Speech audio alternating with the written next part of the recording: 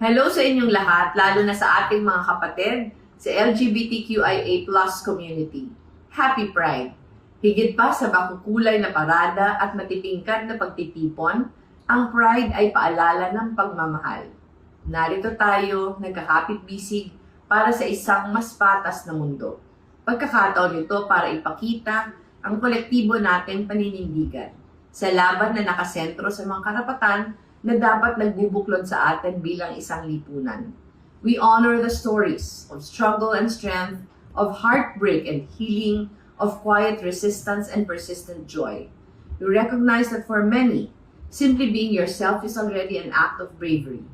But our fight continues because one should never have to be brave just to exist.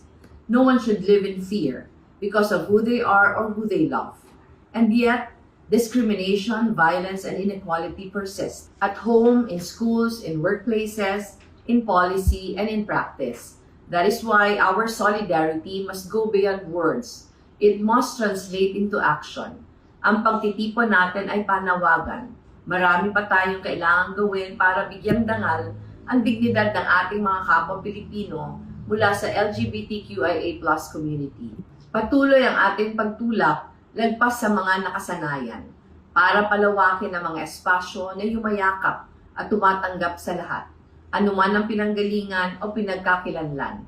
Patuloy pa rin tayo sa panawagan para sa pagpasa ng Social Equality Bill para maisabatas ang guaranteed protection laban sa diskriminasyon, hindi lang para sa mga LGBT individuals kundi para sa lahat. Sa gitna ng naiuulat na pagtaas ng kaso ng HIV cases sa bansa, nakikiisa tayo sa panawagan na paigtingin ang ating pagkilos upang matugunan ang public health concern na ito.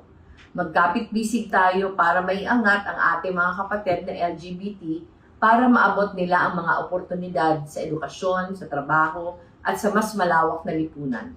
At araw-araw, magsilbi sana tayong halimbawa ng pagmamahal para sa kapwa at pagpapakatao na walang tinitingnan na kasarian o estado sa buhay.